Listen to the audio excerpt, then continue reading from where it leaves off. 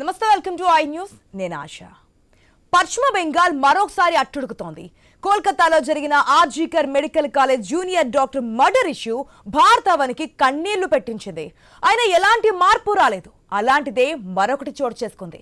దక్షిణ కోల్కతాలోని law college విద్యార్థినిపై campus ఆవరణలోనే సామూహిక అత్యాచారం జరిగిన ఘటన ఆలస్యంగా వెలుగులోకి వచ్చింది. దీంతో ఘటనపై న్యాయ విచారణ చేపట్టాలని బెంగాల్ రాష్ట్రం అట్టుడుగుతోంది. ఆర్జీకర్ ఘటనతో మృతురాలి తండ్రి కూడా స్పందించారు. ఇలాంటి ఘటనలో ఎంతమంది ఆడపడుచులు నలిగిపోవాలని, ఇది ప్రభుత్వ నిర్లక్ష్యమేనంటూ కూడా మండిపడ్డారు. ఇక కోల్కతాలో ఆర్జీకర్ కాలేజీలో జూనియర్ డాక్టర్ మర్డర్ ఇష్యూ దేశాన్ని షేక్ చేసింది. దీనిపై ప్రధాని మోదీ, రాష్ట్రపతి ద్రౌపది ముర్ముతో పాటు పార్టీలకు అతీతంగా రాజకీయ నాయకులు తీవ్ర భావోద్వేగానికి గురయ్యారు. కోల్కతా వ్యాప్తంగా మెడుకోలు అనేక నెలల పాటు అత్యాచారానికి గురైనటువంటి యువతికి న్యాయం జరగాలని, దీని వెనుకున్న వారిని కఠినంగా శిక్షించాలని నిరసనలకు దిగారు. ఈ ఘటన మరొక ముందే ఇప్పుడు ఈ దారుణం చోటు చేసుకుంది.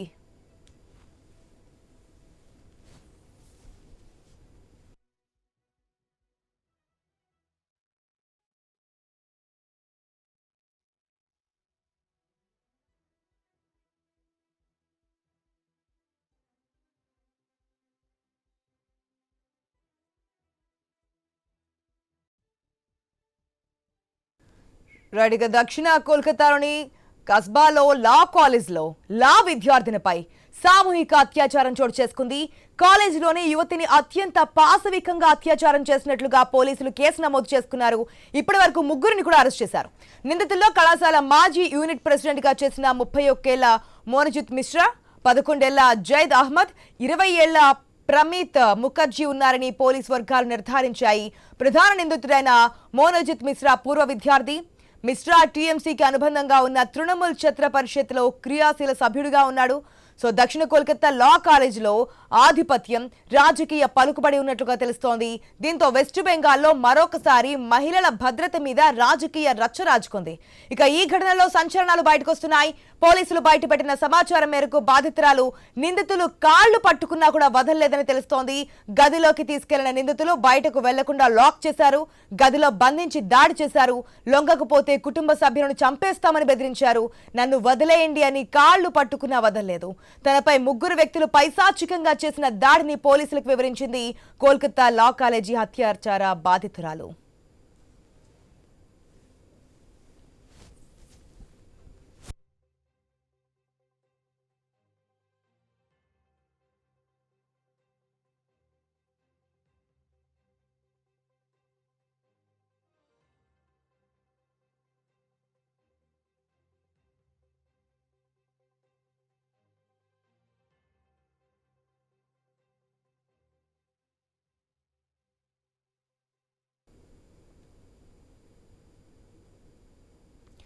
ఇప్పటికే ఆర్జీకర్ ఇష్యూలో కూడా టీఎంసీ నేతల హస్తం ఉందని తీవ్ర ఆరోపణలు వచ్చాయి. ఇప్పుడు కూడా టీఎంసీ అనుబంధ సంఘం నేత ఉండడంతో ఈ కేసు దేశవ్యాప్తంగా పొలిటికల్ టర్న్స్ కూడా తీసుకున్నటువంటి సిచ్యువేషన్. ఈ ఉదంతానికి సంబంధించి ఇప్పటికే బీజేపీ నేతలు రియాక్ట్ అవుతున్నటువంటి పరిస్థితి. ఓకే, పొలిటికల్ ఇష్యూస్ కొద్దిసేపు పక్కన పెడదాం. అసలు ఏం జరుగుతోంది? దేశం ఎటువైపు వెళ్తోంది? ఢిల్లీలో జరిగిన నిర్భయ కేసు జరిగిన తర్వాత చట్టాలు మారాలి, ఒక కేసులు తీసుకురావాలి, ఇవన్నీ కూడా మాట్లాడుకున్నాం, న్యాయం జరగాలని కోరుకున్నాం. ఇదే కోల్కతాలో ఆర్జీకర్ ఇష్యూ జరిగినప్పుడు కూడా మెడికోలు అందరూ బయటకు వచ్చారు, న్యాయం జరగాలని పోరాడారు, కొట్లాడారు. ఇప్పుడు మరి ఇదే ఘటన. మన మెడికో స్టూడెంట్స్, ఈరోజు లా స్టూడెంట్స్ చట్టాలను ప్రజలకి వివరించాల్సినటువంటి, చట్టాలు చదువుకుంటున్నటువంటి లా స్టూడెంట్స్ చేసినటువంటి దారుణ ఘటన. ముగ్గురు ఒక అమ్మాయిని పాశవికంగా లాక్ చేసి తన ఆడి చెప్తున్నట్టుగా ఇన్ఫర్మేషన్ వస్తోంది. తనని ప్రేమించాలి, పెళ్లి చేసుకోవాలని ఒత్తిడి చేస్తుండడంతో నాకు లేదు, వేరే బాయ్ ఫ్రెండ్ ఉన్నాడు అని చెప్తున్నప్పటికీ కూడా ఇంత దారుణ ఘటన కోడిగట్టారు. దాన్ని మళ్ళీ వీడియోస్ తీసి మేము సోషల్ మీడియా పెడతామని చెప్పడము. అసలు ఎటుపోతోంది సమాజం? ఎప్పటికీ మార్పు వచ్చేది? ఈ మానవ మృగాల మధ్య నిజంగానే బ్రతికే అవకాశం ఉంటుందా? మాట్లాడదాం. మనతో పాటు పొలిటికల్ అనలిస్ట్ రామ్మోహన్ రావు గారు, బండారు రామ్మోహన్ రావు గారు ఉన్నారు. నమస్తే సార్. నమస్తే, చెప్పండి. రామ్మోహన్ రావు గారు, చాలా బాధగా అనిపిస్తుంది ప్రతిసారి ఇటువంటి ఘటనలు విన్నప్పుడు, చూసినప్పుడు. ఎందుకు ఇటువంటి సంఘటనలు ఎందుకు జరుగుతున్నాయి? ఓకే, పొలిటికల్ స్టేట్మెంట్స్ గురించి తర్వాత మాట్లాడదాం. కానీ ఒక అమ్మాయి అంటే ఎక్కడ స్వేచ్ఛ, ఎక్కడ భద్రత, ఎక్కడ మనం అర్ధరాత్రి 12 గంటల తర్వాత కాదు, మిట్ట మధ్యాహ్నం కూడా నడవలేనటువంటి పరిస్థితుల్లో రోజు రోజుకి దేశ పరిస్థితులు ఉన్నాయి. ఒక రాష్ట్రాన్ని మనం ప్రత్యేకించి చెప్పనక్కర్లేదు, ఎక్కడ పడితే అక్కడ ప్రతి రాష్ట్రంలోని చిన్న చిన్నగా ఘటనలు ఇటువంటివి రోజుకి బయటకు వస్తూనే ఉన్నాయి, మనం చూస్తూనే ఉన్నాం. ఏం జరుగుతుందనే ప్రశ్నకి, దీని పులి స్టాప్ ఎక్కడ అనే ప్రశ్నకి మాత్రం సమాధానం కనిపించడం లేదు. ఇప్పుడు లా స్టూడెంట్స్ చట్టాలు తెలుసు, చట్టాలు చేసే శిక్షలు తెలుసు, ఎందుకు ఇంత దారుణాన్ని కొడిగట్టారనుకోవచ్చు రామ్మోహన్ రావు గారు? ఆశ గారు, ఈ విషయం మాట్లాడాలంటే నాకు బాధగా ఉంది. ఎందుకంటే ఆర్జికర్ విషయం అప్పుడు లా కాలేజీ, మన అప్పుడు మెడికల్ కాలేజీ విద్యార్థి నుంచి మొదలుకొని ఇప్పుడు కాదు, మీరు అన్నట్టు ఆనాటి ఈ దిశ నుంచి మొదలుకొని నిర్భయ వరకు కూడా చూసినాం మనం కదా. అందుకని ఏదైనా సరే నిరక్షరాస్యులా అక్షరాస్యులా, ఇక్కడ మెడికల్ కాలేజ్ స్టూడెంట్సా లా కాలేజ్ స్టూడెంట్సా, మానవత్వం ముఖ్యమైనప్పుడు వాళ్ళు మృగాలే కనుక వాళ్ళకి చదువు సంధ్య వీటితో పని లేదు. నా ఉద్దేశం ఏంటంటే నిరక్షరాస్యులైనా పెద్దగా అయినా కూడా, అంటే మెడికల్ కాలేజ్ విద్యార్థినో లేకపోతే లా కాలేజ్ విద్యార్థినో కాదు, గ్రామాలలో మనకు మన చేలల్లో చిలకల్లో కూడా జరిగే రేపులు చాలా చూస్తున్నాయి. దొరికితే దొంగ, దొరకకపోతే దొర కదా. నా ఉద్దేశం ఏంటంటే నేను ఏమంటున్నానంటే దీన్ని పాజిటివ్ గా తీసుకుందాం. ఆ అమ్మాయి చచ్చిపోలేదు కదా, అతను చంపేశారు, ఆమె ఉరేసుకొని చచ్చిపోయింది మనకు ఆర్జికర్ విద్యార్థిని. అంటే ఉరిగా చిత్రీకరించారు, హత్య అని తేలింది, దాంతో యావజ్జీవ కారాగార శిక్ష పడ్డది, అబ్బాయి పడ్డది కూడా. ఎందుకంటే కేసును రాష్ట్రపతి, ప్రధానమంత్రి మనందరం కూడా ఖండించడం కనుక చాలా తొందరని 24 ఆగస్టు కదా, ఇప్పుడు మళ్ళీ ఆగస్టు రాలే కదా, ఇంకా 2 నెలల ముందే 10 నెలల లోపట్నే వాళ్ళకి ఎప్పుడు శిక్ష పడ్డది. వాళ్ళు శిక్ష కేవలం శిక్ష దానికి నిష్కృతి కాదు, కానీ మనందరం కూడా ఒకటి పాశ్చాత్తాపం కంటే మించిన శిక్ష ఉండదు. ఒకటి కన్ను పన్ను కాదు కనుక ఆ అబ్బాయికి శిక్ష పడ్డది, యావజ్జీవ కారాగార శిక్ష పడ్డది. అప్పీలు పోయినా ఏం చేసిన తర్వాత సంగతి, కేసు తొందరగా విచారించాం. ఇక్కడ ఈ అమ్మాయిని ధైర్యానికి మనం అభినందించాలి. నిజంగా ఒక మంటలు చేసి ముగ్గురు మృగాలు దాడి చేస్తే ఎటువంటి వాళ్ళైనా, ఎంత బలం ఉన్న వాళ్ళైనా ఏం చేయలేరు. కానీ ఆమె ఒక మంచి పని చేసిందంటే ఫిర్యాదు చేసింది ధైర్యంగా. నా ఉద్దేశం అంటే చాలా మంది ఫిర్యాదు చేయకుండా, నేను అడ్వకేట్ చెప్తున్నా ఆశ గారు, ఫిర్యాదు చేయకుండా కోర్టు రాజకీయాలు చాలా ఉన్నాయి. అంటే కళ్ళని కుములుతూ జీవోత్సవాల బతుకుతున్న వాళ్ళు ఉన్నారు. ఉంటది ఒక యాక్సిడెంట్ అయింది, ఒక మనకి యాక్సిడెంట్ లో ఒక అంగానికి ఎట్లా దెబ్బ తాకిందో ఆ మర్మాంగానికి కూడా అట్లనే దెబ్బ తాకింది అనుకొని విడిచిపెట్టిన వాళ్ళు కూడా ఉన్నారు. కానీ అమ్మాయి ఎవరైతే చేసిండ్రో వాళ్ళ ముగ్గురు పేర్లు బయటపెట్టడం కాకుండా ఇమ్మీడియట్ కంప్లైంట్ చేసింది, దానికి అభినందించాలి. వాళ్ళ తల్లిదండ్రుల పెంపకాన్ని కూడా అభినందించాలి. తండ్రి కూడా మాట్లాడి స్పందించారు. నేనేమంటా అంటే ఈ అమానవీయ సంఘటన గురించి ఎంత తక్కువ మాట్లాడితే అంత మంచిది. నా ఉద్దేశం ఏంటంటే సమాజం ఎట్టిపోతుంది మీరు అన్నారు ఆవేదన, మీతో పూర్తిగా న్యాయీకరిస్తున్నాను.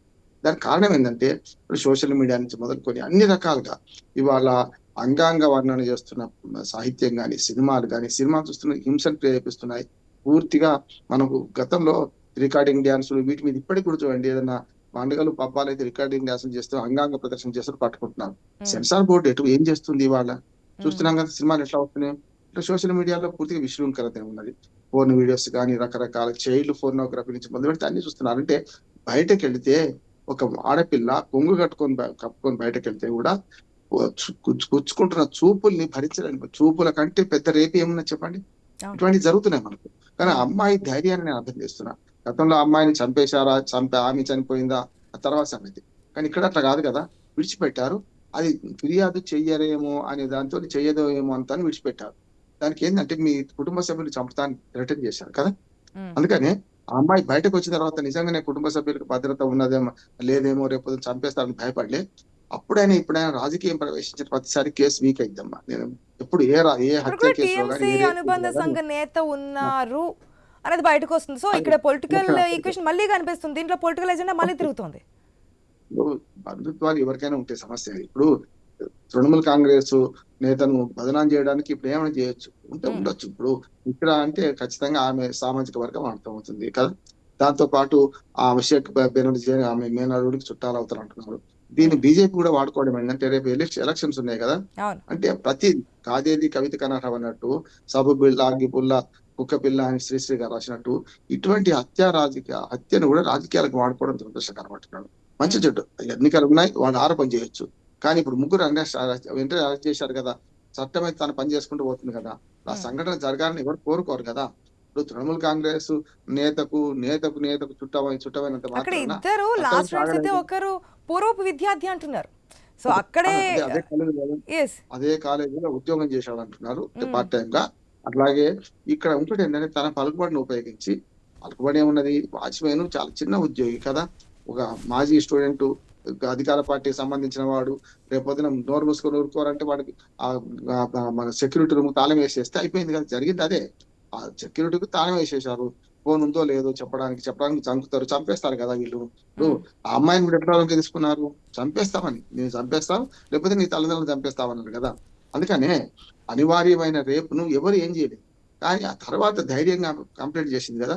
ఇప్పుడు జరుగుతున్న ప్రాసెస్ ను మనం కరెక్ట్ అందామా, లేకపోతే తృణమూల్ కాంగ్రెస్ నేతను మమతా బెనర్జీని టార్గెట్ చేస్తున్న రాజకీయాన్ని కరెక్ట్ అందామా కదా.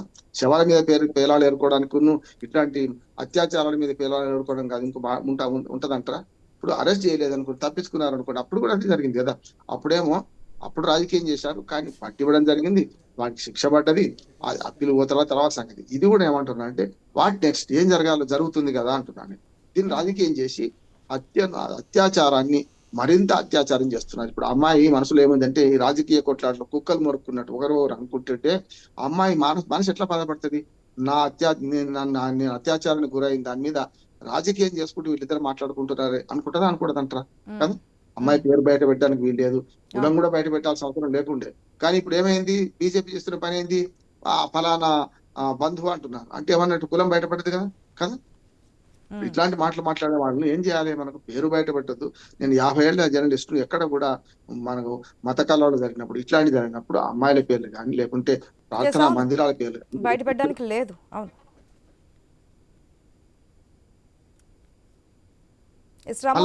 ఒక్క నిమిషం అండి. పుష్పలీల గారు ఉన్నారు, మాజీ మంత్రి, మనతో పాటు మాడడానికి ఫోన్ లైన్ సిద్ధంగా ఉన్నారు. పుష్పలీల గారు నమస్తే అండి. హలో అమ్మా చెప్పండి. నమస్తే మేడం. నమస్తే తల్లి, వినిపిస్తుందా? వినిపిస్తోంది. వినిపిస్తుంది. యాజ్ ఎ మహిళగా మనం మాట్లాడుకోవాల్సిన అంశం కాదు, కానీ మాట్లాడుకోవాల్సినటువంటి ఆవశ్యకత వచ్చింది, అవసరం వచ్చింది. ఎన్ని ఘటనలు రోజు ఏదో చోట ఏదో ఒక మూల, తెలిసినవి కొన్ని అయితే తెలియనివి కోకొలలుగా మనం వింటూనే ఉన్నాం, చూస్తూనే ఉన్నాం. ఇటువంటివి ఏదైనా బయటకు వచ్చినప్పుడు దాని గురించి మాట్లాడడము, న్యాయం జరగాలని చెప్పి ధర్నాలు చేయడం, రోడ్డు మీదకి రావడం, రాస్తారోకోలు చేయడం, ఇవన్నీ చూస్తున్నాం. కానీ ఆగడం లేదే, డైలీ ఇదే కొనసాగుతుంది. ఎక్కడో చోట దేశంలో ఏదో ఒక స్టేట్లో ఏదో ఒక గ్రామంలో చోటు చేసుకుంటున్నాయి, ఇట్లా కొన్ని బయటకు వస్తున్నాయి. జరగాలి, న్యాయం జరగాలని చెప్పి కోరాడుతున్నారు. కానీ ఎంతవరకు అనుకోవచ్చు ఆమె, అంటే ఇంకెన్నాళ్ళు ఇట్లా లేడీస్కి ఎక్కడ భద్రత లేదా అనేది ఒక పాయింట్ వస్తుంది. కాలేజీలో లేదు, స్కూల్స్లో లేదు, ఒక ఇంట్లో లేదు. ఇప్పుడు ఇంతకు ముందు బ్రదర్ మాట్లాడారు, చాలా చక్కగా చెప్పారు వారు. ఆయన జర్నలిస్టు, సీనియరు, ఆయన మాటల్లో కానీ ఆయన చెప్పిన దాంట్లో కూడా చాలా యథార్థం ఉంది. ఒకటి ఏంటంటే, ఇవి అరికట్టడం లేదా, సమాజంలో రోజు రోజుకు పెరుగుతున్నాయి. దీని రోజు అసలు పేపర్ చదవాలన్నా, న్యూస్ చూడాలన్నా, గతంలో కూడా జరిగేదేమో, ఈ ఎలక్ట్రానిక్ మీడియా, ప్రింట్ మీడియా జరిగినప్పుడు జరిగి ఉంటావేమో, కానీ జనాలకు చేరలేదప్ప. కానీ ఇప్పుడు చేరడం వల్ల అసలు రోజుకు ఒక ఇష్యూ జరుగుతూ ఉంటే, అసలు అంటే మనం సర్దుకొని మన పిల్లల్ని కాపాడుకోవడంలో ప్రతి తల్లిదండ్రులు, ముఖ్యంగా ఆడపిల్లల్ని కన్న వాళ్ళ బాధ అయితే వర్ణనాతీతంగా ఉంది. బాబు ఇది ఏ స్టేజ్ లో భయపడాలి, మనని వీళ్ళని ఎప్పుడు కాపాడుకోవాలంటే 6 నెలల పిల్లల దగ్గర నుంచి 60-70 ఏళ్ళ ముసలావిడ దగ్గర నుంచి కూడా మొదలు పెట్టడం లేదు. దీనికి ఒక లెవెల్లో వికృతమైన భావజాలను వచ్చేసినాయి. అంటే ఏంటి, వాడు ఇదివరకైతే అమ్మాయిలు, టీనేజ్ అమ్మాయిల గురించి కామెంట్ చేసడం చూసాం, కానీ ఇప్పుడు ఆంటీలు వెళ్తుంటే మా ఏజ్ గ్రూప్, ఆ ఏజ్ గ్రూప్ అని ఏ ఏజ్ గ్రూప్ లేదు. అసలు అబ్బాయిలు ఒక రకమైన దాంట్లో మెన్ ఈగోతో వెళ్తున్నారు. దానికి కారణాలు అనేక కారణాలు లేదండి. సమాజం యొక్క పాత్ర ఎంత ఉన్నప్పటికీ కూడా ఇందులో నీ అని అనలేదండి. ఒక పక్కన సినిమాలు అనుకోండి, ప్రభావాలు అనుకోండి, ఎవరు చూసినా 3 గంటల సినిమాలో లవ్, ప్రేమ, మర్డర్లు, రేపులు, తర్వాత వీడ నిజాలు అప్పుడు ఉన్నాయి సినిమాలు, అప్పుడు ఉన్నాయి పాత్రలు, అప్పుడు చేశారు. కానీ ఇంత విపరీతంగా అంటే వాడిని ఒక హీరోగా, ఒక తప్పు చేసిన వాడిని హీరోగా చూపించేసి దాన్ని వాళ్ళ యొక్క అంటే ఛానల్స్ యొక్క రేట్నో లేదా ఆ సినిమా యొక్క కలెక్షన్ పెంచుకోవడానికి చేస్తున్నారు తప్ప, ఇది తీసిన నిర్మాత దగ్గర నుంచి, సెన్సార్ బోర్డు దగ్గర నుంచి కూడా దీనికి ఎక్కడైనా కూడా కట్టుదిట్టమైన వ్యవస్థ లేకపోవడం దౌర్భాగ్యం మనకి. అదేదో మన కల్చర్ ఇండియా కల్చరు, మన ఇండియన్స్ దీనికి దీన్ని ఆపేద్దాము అనుకుంటున్నాం. కానీ ఒక అంటే వాళ్ళు ఏం చేస్తున్నారు పిల్లలు అంటే, మగ పిల్లలు ఎలా అవుతున్నారంటే తల్లిదండ్రుల తప్పు కూడా అనడానికి లేదు, పెంపకం తప్పు అని కూడా అనడానికి లేదు. ఆడపిల్లనైతే మందులిస్తే కూర్చుంటుంది, కానీ మగపిల్లడు వాడు చిన్నప్పటి నుంచి కూడా వాడి యొక్క యాటిట్యూడ్స్ చాలా డిఫరెంట్ గా ఉంటాయి. దాన్ని పేరెంట్స్ సాధ్యమైనంత వరకు కట్ చేస్తారు, కొడతారు చిన్నగా ఉన్నప్పుడు. కానీ ఇప్పుడు రాను ఏమైపోతుంది, స్కూల్లో టీచర్ మందలిస్తే కేసు, ఆ తర్వాత తల్లి మందలించలేదు. ఏ చిన్నదన్నా కూడా మగపిల్లోడు విపరీతంగా మారిపోయి వాడేదో ఈ సమాజంలో నేనేదో గొప్పగా పుట్టాను మగజాతి అన్న అహంభావంతో ఈ పిల్లలు ఇలా మారిపోతున్నారు. ఒకటి. రెండోది ఈ ఫేక్ ఇమేజెస్, అంటే ఒక మర్డర్ చేస్తే వాడు విలన్ అయిపోతున్నాడు, అది వాడికి టీవీలో పబ్లిసిటీ వస్తుంది, ఆ తర్వాత బయటకు వెళ్ళిన తర్వాత వాడికి ఒక రకమైన పాపులారిటీ వస్తుంది. అంటే ఈ పాపులారిటీ కోసము ఒక మనిషి అంటే ఒక జంతువుని చంపదు, కానీ ఒక స్త్రీ విషయంలో ఇలా జరుగుతా ఉంటే ఇది కామన్ అనే వాళ్ళు కూడా మూర్ఖులు ఉన్నారమ్మా. అసలు అది పొలిటికల్ లో ఉన్నారు దరిద్రులు, వ్యవస్థలో ఉన్నారు. వారిని జీవితాన్ని కొలాప్స్ చేయడం. ఇప్పుడు చూడు, ఆ అమ్మాయిని మనం మెచ్చుకుందామా, లేదు ఇప్పుడు ఆ అమ్మాయి పేరు బయటకు వచ్చిందని బాధపడదామా? ఇప్పుడు మెచ్చుకోవడము శబాష్ ఇచ్చేసే వాళ్ళు ఎంత పర్సెంటేజ్ ఉంటారు? ఇప్పుడు నేను సోషల్ వెల్ఫేర్ మంత్రిగా చేశాను, నేను అట్రాసిటీ కేసులకు సంబంధించింది నేను రివ్యూ చేయడం జరిగింది గతంలో. అప్పటి నుంచి ఇప్పటి వరకు కూడా నేనే మంత్రిగా సిగ్గుపడ్డాను. అప్పుడు ఎందుకు అంటే ఇప్పుడు కూడా శాఖ ఉండి కూడా వేస్టే. అందులో ఏమనుకుంటున్నావు, అట్రాసిటీ జరిగేది ఎవరిపైన జరుగుతుంది అంటే అందులో దళితుల మీద జరిగినందుకు ఒక చట్టం ఉంది, ఒక యాక్ట్ ఉంది. ఇప్పుడు ఆ చట్టంలో కూడా సవరణలు చేసేసారు తల్లి. ఏమని, ఈ బీజేపీ గవర్నమెంట్ వచ్చిన తర్వాత మళ్ళీ పార్టీలు అనొద్దంటాం, కానీ ఇప్పుడు ఎట్లా వాళ్ళు ఈ డబ్బులు ఉన్న వాళ్ళకి న్యాయ వ్యవస్థకు కూడా వాళ్ళకు అనువుగా మార్చడంలో ప్రభుత్వాలు కూడా సహకరించినాయి. గతంలో అలా లేదు, ఎవరైనా నాన్ బెయిలబుల్ ఉండింది, వాడిని అరెస్ట్ చేసేవాళ్ళు కనపడితే. ఇప్పుడు అలా కాదు, ఇప్పుడు అట్రాసిటీ జరిగినా వాడిని అరెస్ట్ చేయకూడదని చట్టాల్లో సవరణలు కూడా వచ్చేసాయి. ఒక మర్డర్ చేసినా ఒకటే చట్టంలో ఒకటే శిక్ష, 10 మర్డర్లు చేసినా అంతే, ఒక రేపు చేసినా అంతే, 100 చేసినా అంతే. అంటే ఈ క్రేజ్ అనేది పెంచుకోవడం కోసం చేసిన దాన్ని ఇప్పుడు మనం ఈ సమాజము ఏం ప్రశ్నించాలి, ఏం చేయాలి, దీనికి ఎవడు? ఇప్పుడు పర్టికులర్ గా న్యాయ వ్యవస్థలో డీలే. ఇప్పుడు నేనే చూశాను అప్పుడు సోషల్ వెల్ఫేర్ మంత్రిగా, ఎందుకంటే దానికి ప్రత్యేకమైన యంత్రాంగం లేదు, దానికి పవర్స్ లేవు, అది ఇమీడియట్ యాక్షన్. ఆ మధ్యలో ఒక అమ్మాయిని రేప్ చేసినందుకు, అక్కడ చంపేసినందుకు ఎన్కౌంటర్ చేసి చంపడం జరిగింది. ఆ రోజు అందరూ సంతోషపడ్డాం, మంత్రి లేదు ఏమి లేదు, ఒక అమ్మగా అందరూ సంతోషపడ్డాం. కానీ ఆ మరునాడే అయ్యో అలా చంపే చట్టంలో అలాంటిది ఎక్కడుందండి అని మళ్ళీ వాగుడుకాయలు మొదలైపోయారు. అంటే ఒక తమ బిడ్డకు జరిగినా ఎవరికి జరిగినా అది దాంట్లో అభిప్రాయాలను వాళ్ళకి ఇష్టం వచ్చినట్టుగా వాళ్ళకు అనువుగా ఉన్నప్పుడు ఒక రకంగా మాట్లాడుతున్నారు ఈ సమాజం అని మనుషులు. లేదు అనుకుంటే వాళ్ళు ఇష్టం వచ్చినట్టుగా దాన్ని అమ్మాయినే తప్పుగా చూపిస్తున్నారు. ఓవరాల్ గా అమ్మాయిలది. ఈ రోజు కూడా ఒక జర్నలిస్ట్ నిజంగా అసలు అమ్మాయి చనిపోవడం ఏంటమ్మా నన్ను అడిగితే, అసలు వాడెవడో గొట్టంగాడు, వాడు పోతే పోయాడే అనుకో. ఇప్పుడు ఆ అమ్మాయి చనిపోయింది, అమ్మాయి చేయడమా తప్ప ఉప్ప పక్కన పెడితే అమ్మాయి చనిపోయింది. ఇప్పుడు తన బిడ్డని ఎవరికి అప్పచెప్పాలి? అమ్మాయి 14 ఏళ్ళ అమ్మాయి. ఇప్పుడు ఆ పిల్లని ఎవరు కాపాడాలి? సమాజం కాపాడుతుందా? వృద్ధ పేరెంట్స్ కాపాడతారా? దీని బాధ్యతలు ఏ గవర్నమెంట్ తీసుకుంటుంది చెప్పమ్మా? ఇప్పుడు ఇండివిజువల్ గా తీసుకునే ప్రతి తప్పిదాన్ని కూడా ప్రభుత్వానికి ఆపాదించడము, ప్రభుత్వంలో ఇంటికి ఒక పోలీసుని అయితే ఇవ్వలేం కదా. ఇది ఎక్కడో మార్పులు రావాలి కదా. పొలిటికల్ యాంగిల్ అనేది ప్రతి దాంట్లో మనం చూస్తున్నాము. కాకపోతే ఆ పొలిటికల్ యాంగిల్ కొన్నిసార్లు ప్లస్ అవుతోంది, కొన్నిసార్లు మైనస్ అవుతుంది. ప్లస్ కాదమ్మా, అది నా పార్టీ అయినా ఉండనండి, అవతల పార్టీ ఉంది, ఎవరినైనా వదిలిపెట్టకుండా వాడిని ఇమ్మీడియట్ గా తీసిపోయి 24 hours లోపల వాడు ఎక్కడున్నా పట్టుకొని వాడిని అంటున్నారు. మళ్ళీ బెయిల్ ఇస్తారు కదా. వీళ్ళు ఒక శబ్దం చేసుకోవాలి. ఇక్కడ అమ్మాయిల విషయంలో జరిగినప్పుడు బార్ కౌన్సిల్ లో ఉన్న అడ్వకేట్స్ అంతా ఏమనుకున్నారు, ఇలాంటి ఏదన్నా జరిగినప్పుడు వాళ్ళకి బెయిల్ ఇప్పించడంలో అడ్వకేట్స్ ఫోరమ్స్ ఎవరు కూడా వాళ్ళకి సపోర్ట్ చేయొద్దు. అలాగే ఏ జర్నలిస్టులు కూడా ఇలాంటి వాటిని సమర్థిస్తూ వన్ సైడ్ లో వాడి హీరోయిజం చేసే రకంగా రిపోర్ట్స్ కానివ్వండి, టీవీ ఛానల్స్ కానీ పని చేయకూడదు. ఇలా వన్ సైడ్ అందరూ కూడా సమాజంలో ఉన్న అందరం కూడా 4 pillars గా ఉన్న వాళ్ళందరం కూడా ఈ ప్రజాస్వామ్యాన్ని కాపాడే దాంట్లో భాగంగా ఉంటేనే అప్పుడు వాళ్ళు భయపడతారు. అప్పుడు భయపడకుండానే వ్యవస్థ ఉంది కదా. మర్డర్ చేశానులే, పర్లేదు, రేప్ చేస్తే ఏమైందిలే, బాగానే ఉంది. ఇప్పుడు అసలు వారికి ఉన్నటువంటి అవగాహన తక్కువగానే కనిపిస్తుంది. అయిపోయింది, ఈ రోజు ఉంది, రేపు ఏంటి అనే ఇక్కడ నువ్వన్నట్టుగానే బంగారు తల్లి, ఇప్పుడు నువ్వన్నట్టుగానే ఈ రోజు 2 రోజులు చూపిస్తాం, 3 రోజు మాట్లాడతాం, అన్ని ధర్నాలు పోతారు, రాజకీయాలు పోతారు. నాకు అసహ్యం వేస్తుంది వాళ్ళని చూస్తే, అందుకే నేను వెళ్ళడం మానేసా. ఆ రోజు 2 రోజులు చేస్తారు, ధర్నాలు అంటారు, టీవీలలో ఫోటోలు పోజులు కొట్టుకుంటారు, వెళ్ళిపోతారు. కానీ నిజంగా వాళ్ళకి ప్రభుత్వం తరఫు నుంచి అన్ని పార్టీలకు అతీతంగా వీళ్ళందరూ ఒక సంస్థగా ఏర్పడేసి ముఖ్యమంత్రి నిధి నుంచి వెంటనే ఆ అమ్మాయి వాళ్ళని ఆదుకునే ఒక ఫెసిలిటీకి ఇప్పించడం కానివ్వండి, లేదా ఇప్పుడు ఉమెన్ కమిషన్ ఉందమ్మా, ఉమెన్ కమిషన్ ప్రత్యేకంగా ఇలాంటి వాటి మీద యాక్షన్ తీసుకొని, నేను నా గవర్నమెంట్ లో ఉన్నా సరే నేను అదే చెప్తాను, ఎక్కడున్నా నేను చెప్పేది అదే. ఒక మదర్ గానే నేను ఆలోచిస్తాను, ఒక పౌరురాలుగానే ఆలోచిస్తాను. ఉమెన్ కమిషన్ వెంటనే దీన్ని సుమోటోగా తీసుకొని వాళ్ళని వెంటనే తీసుకొని వెళ్ళి జైల్లో వేసేసి వెంటనే వాళ్ళకి భయం అంటే ఉంటుంది. దీనికి ఇలాంటి జరుగుతుంది, 1వ రోజు జరుగుతున్నాయి, 2 జరుగుతున్నాయా అనేది కాదు. ఇప్పుడు మనం స్టాటిస్టిక్స్ తీస్తే అసలు మనకు లెక్కలకు రానివి ఎన్నో జరుగుతున్నాయి, మన దృష్టికి వచ్చినాయి చాలా తక్కువ. మరి ఇలాంటి ఎక్కడ మన అమ్మాయిలు కాపాడుకోవాలన్నా, కనాలా వద్దా? ఆడపిల్లలైతే అందుకే చంపేసుకుంటున్నారు, చంపేస్తే మళ్ళీ భ్రూణ హత్యలు అంటారు, వాళ్ళ మీద కేసులు అంటారు. ఇక ఒక సంస్థ ఉందమ్మా, అది ఉమెన్ అండ్ చైల్డ్ వెల్ఫేర్.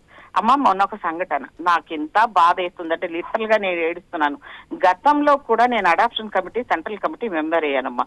వినండి మా, ఇప్పుడు వాళ్ళు ఎవరో అమ్మారు, ఏదో చేసింది, ఆ సంస్థలో ఉన్న లోపాల వల్ల ఆ చైల్డ్ దాంట్లో ఉన్న ఉమెన్ అండ్ చైల్డ్ వెల్ఫేర్ లో ఉన్న లొసుకుల వల్ల ఆ సంస్థలో ఉన్న హాస్టల్స్ నడిపించడం, ఎంప్లాయీని మేపడం కోసమని ఆ అమ్మాయిలను పెంచుకుంటున్న పేరెంట్స్ గా 4 సంవత్సరాల 5 సంవత్సరాల పిల్లల్ని నిర్దాక్షిణంగా లాక్కొని తీసుకుని తల్లిలకు దూరం చేసేసి వాళ్ళని, ఆ పిల్లల్ని ఆ సెంటర్ లో పడేశారు. ఇప్పుడు ఆ పిల్లలు, ఆ తల్లిల బాధ, అందులో ఒక పేరెంట్ కూడా చనిపోయారు. ప్రభుత్వం ఏం చేయాలి? ఇప్పుడు సంస్థలు మనకి ఇంపార్టెంటా, చట్టాలు ఇంపార్టెంటా? లేదు, వాళ్ళ మీద వాళ్ళు ఏమంటున్నారు, మా ఆస్తులు రాసిస్తాము, ఊర్లో ఏ పెద్ద మనుషులతో సంతకాలు పెట్టిస్తాము.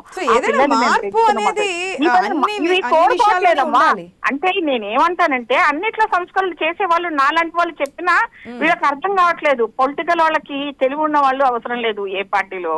ఇప్పుడు ఏ పార్టీ, నేను ఇన్ని పార్టీలు చూశాను కదా, నేను తెలుగుదేశంలో చూశాను, తర్వాత ఇటువంటి వ్యవస్థలో మార్పు రావాలంటే రాజకీయ పక్షమే కాదు, కాలేజీ కాదు, స్కూల్ కాదు, పేరెంటింగ్ కాదు, అన్ని సమూలంగా వచ్చినప్పుడు మార్పు అనేది తథ్యంగా కాదురా, వెంటనే ఇమీడియట్ యాక్షన్ అయిపోవాలి.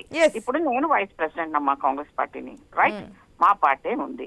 కానీ నేనే అంటున్నాను, ఎంత ఖచ్చితంగా అంటున్నానంటే వెంటనే వాళ్ళని ఏ రాష్ట్రంలోనే జరగండి, అక్కడ ఉన్న ముఖ్యమంత్రులు కానివ్వండి. అడ్వకేట్ రామ్మోహన్ రావు గారు కూడా ఉన్నారు కాబట్టి అది ఎంతవరకు అవుతోంది ఇప్పుడున్నటువంటి ప్రెసెంట్ సిచ్యువేషన్స్ లాంటి కూడా కనుక్కుందాం. Thank you madam, thank you so much. Rammohan Rao garu, ప్రతి ఒక్కరు చెప్పేది అది, ఈ కేసు అని కాదు, ప్రతి కేసులోని ఇట్లాంటి సిచ్యువేషన్స్లో ప్రధానంగా మనం చూసినప్పుడు ఇమీడియట్ యాక్షన్ అనేది ఉంటే భయం అనేది ఉంటుంది. ఏదోటి తర్వాత మనం మ్యానిపులేట్ చేసుకోవచ్చు కదా, బెయిల్ తెచ్చుకోవచ్చు కదా, ఇటువంటి ఇన్సిడెంట్స్ కాకుండా ఇమీడియట్గా యాక్షన్ అనేది ఉంటే, ఇది చూసిన తర్వాత, ఈ తీర్పు చూసిన తర్వాత వెనక ఎవరైనా చెయ్యాలన్నా సరే ఒక భయం అనేది నెలకొల్పే విధంగా ఉండాలి అనేది ప్రతి ఒక్కరు కోరుకుంటున్నారు. కానీ ఇప్పుడున్న పరిస్థితుల్లో ఎంతవరకు జరిగే అవకాశం ఉంటుంది అనుకోవచ్చు ప్రజెంట్ సిచ్యువేషన్లో? అంటే ఇన్స్టాంట్ కాఫీ లాగా ఇన్స్టాంట్ న్యాయం అంటే ఇట్లాగే ఉంటుంది. ప్రజలు విసిగిపోయారు. ఇంతకుముందు మన పుష్పలేలు గారు ఆవేదనతో ఏకీభవిస్తున్నారు. యాజ్ అడ్వకేట్ గా ఖచ్చితంగా నేను దాన్ని వ్యతిరేకిస్తాను. ఎందుకంటే ఎన్కౌంటర్లు పరిష్కారం కాదు. ఇప్పుడు కూడా చాలా మంది అడిగారు, మీ కూతురు కూడా జరిగితే ఇట్లా మాట్లాడతారు. ఖచ్చితంగా ఇట్లా మాట్లాడతారు. ఎందుకంటే తప్పే. మీరు ఇన్స్టాంట్ జస్టిస్ ఎప్పుడు ఉండదు. కాకపోతే ఏంటంటే శిక్షలు విధించడానికి ఇప్పుడు మొన్న చూసాం కదా, పోయిన ఆగస్టు 24 ఆగస్టు నాడు ఆర్జికర్ మన అత్యాచారం మీద, ఓన్లీ హత్య కాదు, అత్యాచారం, హత్య, రెండుగా అత్యాచారం జరిగింది. దాన్ని శిక్షలు పడ్డాయి కదా. అంటే శిక్షలు పరిష్కారమా? కాదు కదా. సమాజాన్ని సంస్కరించేది అసలైన పరిష్కారం. మనది పన్నుకు పన్ను రాజ్యాంగం కాదు మనది కదా. ఇప్పుడు కొన్ని దేశాలలో, ముస్లిం దేశాలలో అటువంటి రేపిస్టులను అంగవిచ్ఛేదం చేస్తారు. అది కాదు కదా మనం అనుకున్నది. అందుకనే ఇవాళ వారి ఆవేదనలో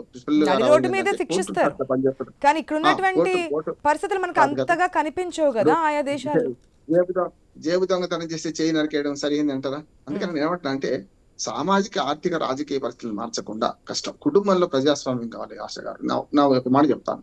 మన ఇంట్లో అమ్మాయి, అబ్బాయి ఇద్దరు అనుకోండి, ఏం చేస్తున్నాం మనం?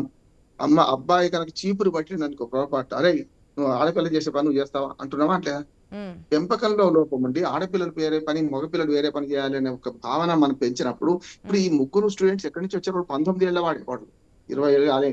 ముక్కు పచ్చలు ఆరకుండా మేజర్లు న్యాయం ఇంకా మళ్ళీ మైనర్ అని మరి జూనియర్ కోర్టుకి పట్టుకపోవాలని రకరకాలు చేయలేవండి. మేజర్ వాడు కూడా 19, 20 ఏళ్ళు, 30, 31 ఏళ్ళు ఏమో సీనియర్ వాడు. ఈ ముగ్గురు కూడా ఈ సమాజం నుంచి వచ్చిన వాళ్ళు కదా, ఓ తల్లిదండ్రులు కన్న పిల్లలే కదా. వాళ్ళు ఎక్కడి నుంచో షోలే సినిమాలో గబ్బర్ సింగ్ వచ్చినప్పుడు బయట నుంచి గుట్టల నుంచి కొండ నుంచి రాలే కదా. తప్పించుకుందాం ఒక ప్రయత్నం, బయటకు రాదు కదా, ఏమీ చెయ్యలేరు, ఆ అమ్మాయిని మనం బెదిరిస్తున్నాం కాబట్టి ఇది బయటికి రాకుండా ఉంటుంది, సో మన దగ్గర ఒక వీడియోస్ కూడా ప్రూఫ్ కింద పెట్టుకున్నాం కాబట్టి దాన్ని అడ్డంగా పెట్టుకుని మనం ఏదైనా చేయొచ్చు అని ఒక బరితెగింపు కూడా అనుకోవచ్చు. కానీ నిజంగా మీరు చెప్పినట్టుగా అమ్మాయి ధైర్యంతో బయటకు వచ్చింది కాబట్టి ఇట్లాంటి మానవ మృగాలన్నా కూడా తప్పేనేమో. ఆ చచ్చిపోలే అమ్మాయి బయటకు వచ్చింది చెప్పడం మంచిది అంటున్నాను. మిగతా వాళ్ళలాగా ఆత్మన్యూనతతో చచ్చిపోవడమో లేకుంటే ఆత్మహత్య చేసుకోవడం చేయలేదు. చాలా అమ్మాయిని అభినందిస్తూనే నేను పాట అంటున్నాను. ఇప్పుడు కన్ను పన్నట్టు లోకం అంతా గుడిదైపోతుంది కదా. జీవితంలో ముఖ్యంగా కుటుంబంలో ప్రజాస్వామీకరణ జరగకపోతే మగపిల్లాడివిరా నువ్వు, ఇవాళ మగాడిరా బుజ్జి, దమ్ముంటే మగతనం ఉంటే, కానీ రాజకీయ నాయకులు మాట్లాడుతుంటే మగతనాన్ని ఇంత పెద్ద ఎత్తున ట్రీట్ చేస్తుంటుంటే ఇప్పుడు జెండర్ డిఫరెన్స్ ఖచ్చితంగా ఉంటది, కాదట్లేదు. ఇప్పుడు శారీరకంగా బలవంతులు ఉంటారు, రాజకీయంగా ఉంటారు, ఎవరేమో శారీరకంగా మానసికంగా బలవంతులు ఉంటారు. అందుకని ఆడ మగ మధ్య తేడాను బాగా పెంచడం ఒకటి. మేము ఎప్పుడు లయన్స్ క్లబ్ నుంచి మేము ఈ అడల్సెన్స్ ట్రైనింగ్ ఇస్తుంటాం. అందులో నిజంగా చెప్పిన పిల్లలు కారాటం నేర్చుకోవాలి, ఆత్మరక్షణ ధోరణి చేసుకోవాలి, ఇవన్నీ నేర్చుకోవాలి. నేర్చుకున్నంత మాత్రం ముగ్గురు బలవంతం పెడితే ఏం చేయలేం కాకపోవచ్చు, కనీసం ప్రతిఘటించడానికి ఒక ఆత్మస్థైర్యం వస్తుంది. అందుకని ఆ అమ్మాయిని అభినందించింది ఏంటంటే ఆమె బయటకు వెళ్ళి చచ్చిపోలేదు, ఫిర్యాదు చేసింది. ఈ కేసులో సత్వరణ విచారణ జరపాలి. మొన్నట్లాగా ఆ కేసులో ఎట్లా శిక్ష విధించారో ఆ శిక్ష విధించాలంటున్నాను. ఎన్కౌంటర్ పరిష్కారం కానే కాదు, వెంటనే న్యాయం జరిగే విధంగా, అమ్మాయికి ధైర్యం వచ్చే విధంగా, ఇటువంటి ఆలోచన వారికి భయం కలిగే విధంగా వెంటనే న్యాయం అంటే ఇప్పుడు సజ్జనారు ఒక 4-5 ఎన్కౌంటర్లు చేసాం, చూసాం. వరంగల్ కేసు చూసాం, మన యాసిడ్ దాడి కేసు, ఇవన్నీ చూసాం. ప్రజలు చప్పట్లు కొడుతున్న కారణం ఏంటంటే న్యాయ వ్యవస్థ వైఫల్యం వల్లనే చప్పట్లు కొడుతున్నారు అంటున్నాను నేను. న్యాయ వ్యవస్థ వైఫల్యం వల్లే సమాజం ఎట్లా సెన్సిటివ్ కోల్పోయి వాడిని వెంటనే ఎన్కౌంటర్ చేయాలని డిమాండ్ వస్తుంది. అది కరెక్ట్ కాదు. ఇప్పటికి ఎవరైనా ఏదైనా కూడా యాక్షన్ తీసుకోవాలి అనేది. ఎందుకంటే మనకి గతంలో ఆధారాలు రావాలి, వాళ్ళు అవునా కాదా అని చెప్పి తెలియాలి. ఇవన్నీ వీడియోస్ ఫుటేజ్లు ఇవన్నీ చూసిన తర్వాత కానీ మనకి ఒక అవకాశం ఉండేది కాదు. చట్టాలకు కావాల్సింది ఆధారాలు విత్ ప్రూఫ్ తోనే కదా. అక్కడ ఒక అన్యాయం జరిగినటువంటి బాధితురాలు చెప్తూ ఉన్నారు, నాకు ఈ విధంగా జరిగింది, వీళ్ళే చేశారు అనేది. ఆమె బతికే ఉన్నది కదా, ఆమె సాక్షి నిర్వహణ సిద్ధంగా ఉన్నది, ధైర్యంగా ఉన్నది. ఇవాళ ఏ సీసీ ఫుటేజ్ చూసినా ఒకనాటి కాలంలో మధ్య యుగాలు లేవు కదా, మనం సీసీ ఫుటేజ్ చూడవచ్చు. వీలైనంత మన డిమాండ్ ఒకటి చేయాలి. ఇప్పుడు ఆమెకేమో ఆమె శరీరానికి మనం న్యాయం చేయలేము, కానీ ఆమె ధైర్యానికి న్యాయం చేయొచ్చు. ఈ ముగ్గురు శిక్షించాల్సిన అవసరం ఉంది. నిందితులు ఏంటంటే లెక్క, నిందితులే ముద్దాయిలుగా తేలినట్టే లెక్క, నేరస్తులకు తేలినట్టే లెక్క. కోర్టులు వీలైనంత తొందరగా న్యాయం చేయాలి. దీన్ని రాజకీయం చేయొద్దని అన్ని రాజకీయ పక్షాలకు విజ్ఞప్తి చేద్దాం. థ్యాంక్ యూ అండి, thank you so much Rammohan Rao garu. మొత్తాన్ని చూద్దాం, మరి ముగ్గురిని అరెస్ట్ చేశారు, మరి ఎటువంటి యాక్షన్ తీసుకోబోతున్నారు. సమాజంలో రేపటి రోజు ఇటువంటి ఘటనలు చోటు చేసుకోకుండా ఒకవేళ ఆలోచన వచ్చినా భయం కల్పించే విధంగా చెయ్యాలి, వారి మీద యాక్షన్ తీసుకోవాలని అయితే డిమాండ్స్ వస్తున్నాయి. వచ్చే చూద్దాం ఎటువంటి నిర్ణయం వస్తుంది, ఎటువంటి తీర్పు వస్తుంది అనేది. ఇది వాళ్ళ special debate. Keep watching I news. నమస్తే.